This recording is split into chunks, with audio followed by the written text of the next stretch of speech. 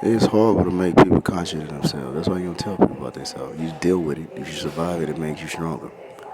But think about how much pain you give somebody when you tell them about themselves. You judge them negatively.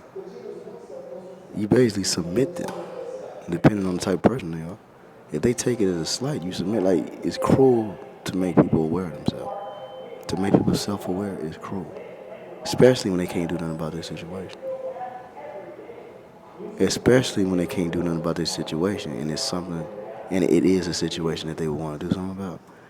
You wouldn't want to let them know if they couldn't do nothing about it, because they're gonna want to do something about it, and then they're gonna stretch themselves out.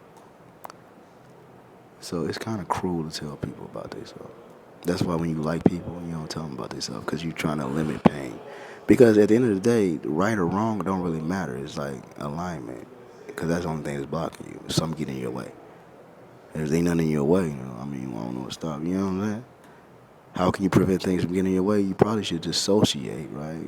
Associate with the way. So then you can label anything as that, this or that. Oh, I ain't got no G. I'll use a C flat. I mean, a D flat. You know what I'm saying? You know, G. I'll use D flat. The dominant is related to the diminished second.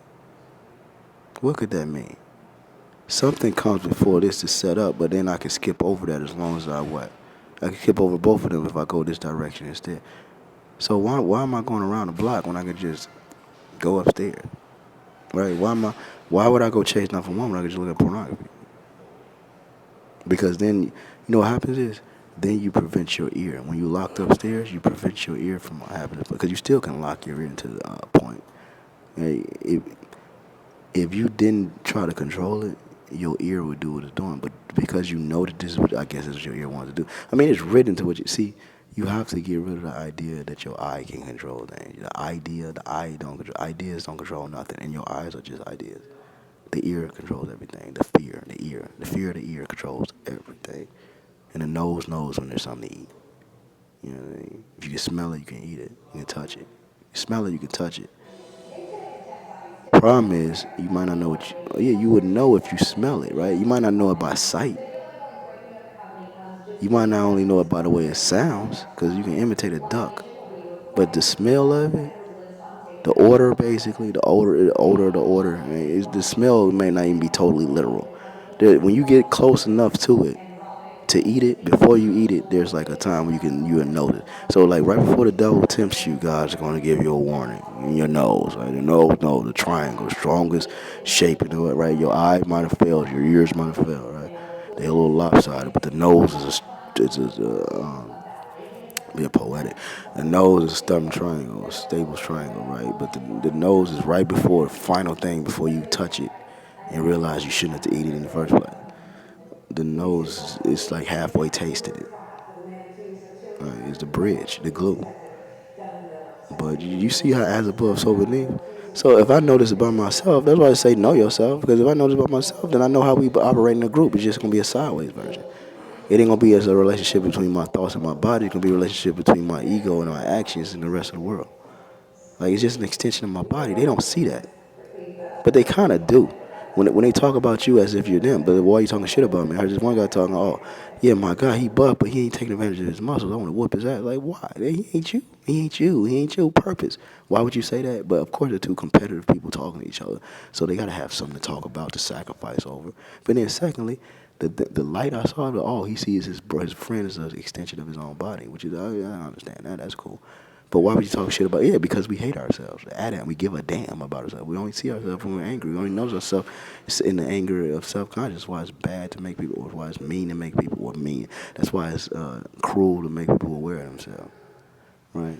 Mean is always going to be adverse to what you are now, because this we ate that yesterday, and what we got to eat it now. That's why when somebody's mean, they say they're mean.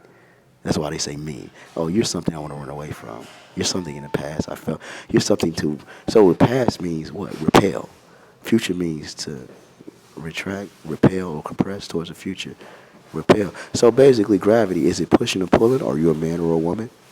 Which side of the moon you standing on? You know what I'm saying? Like, is it really even fucking real? Like, can't trust the maps, can't trust the news, can't trust the calendar, can't trust my driving skills, like, so to speak, as far as, like, you know what I'm saying? You can't trust nothing.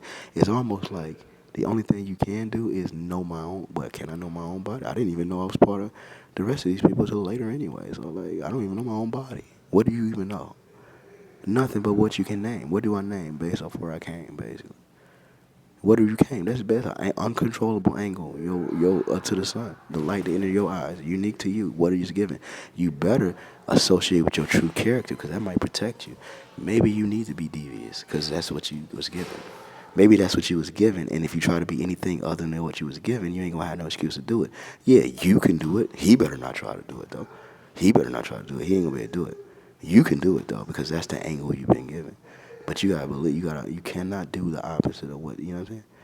You cannot do the opposite. If my eye wakes up, it's not waking up to eat more steak. It's waking up to go get some drink to satiate, to complement the steak. You know, the eye is talking backwards. It is what it implies, not what it's literally showing you. What it figuratively can come.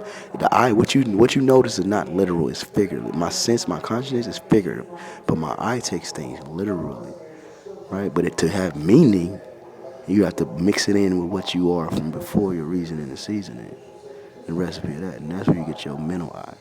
But that's later. It can't be at the same time you literally get information. It's like I get information from my eye, which comes first, then my ear comes later, then my nose comes after that, then my tongue and my stomach comes after that, right? But how am I measure all that until I wait till they all come? I can't have one quantum until, okay, this is the measurement time. You want to reach this energy level before the door closes to register in the first place. So if I see it and hear it, but I don't get a chance to smell it, then I'm gonna have a limited description of it. But I can see it, hear it, smell it, all in one frame. Then that's all I need to know if I can eat it or not. But I have to have those three in the frame: sight, hearing, and smell. And I really don't even need those three, as long as I smell it and it smell right. But see, that could be deceptive. You want to have smell in combination with either the ear, no, with the eye, because even the combination of the ear can be deceptive. It's like ink, but even the combination of the eye can be deceptive. You really never know what you're eating, but by some order of it. But see, the nose ain't just one direct thing. The nose could be taste also, because you don't taste nothing without smelling it too. So it's like, what does it mean to know something? When I say nose, Nose, they're not exactly spelled the same. So to know something in my nose is sort of kind of like I'm being a hyperbolic with it. I'm like, oh, okay, yeah, the nose kind of smells it, and it's like the bridge between the seeing and whether or not you can eat it. But it's also more like a description of the combination of everything together. Like, in order to decide whether you should eat, could accept something, you gotta wait until everything comes together. But by that time, it's gonna be too late anyway. So if you're gonna eat it, you would have ate it already, and you're just recording the difference. So it's really nothing you can do. It just falls together this way. Why you feel this way about it? Because this is what needs to go into your mind to think the next thing. Right? The thing you're thinking about is not exact. The thing you can describe in your mind you're thinking about is not exactly the objective it's gonna take you to it. In my mind, I'm thinking about a cup of water, but the objective is to take some of the salt or the steak out of my mouth. It's implied. It's implied. It's what because of this. When I'm looking at it, is because of this, so that. Right? Because of drink, so not thirsty no more. I'm looking at steak because of steak, so I need a drink. It's indicative of what's going to come next. Not directly, not direct, but inverted. Not because of steak, hamburgers. No, because of steak, soda pop. Because of steak, wine. Some different dimension. Not the particle, the wave. Not the food, the drink. You know what I'm saying? Because of this, that. That's what the eye sort of kind of saying. So because I'm sitting in the newsroom, watching the news, I'm eventually gonna want to stand up because I'm sick of sitting down. You know what I'm saying? What you're looking at is only there to imply what's gonna come later, but what you hear already happened.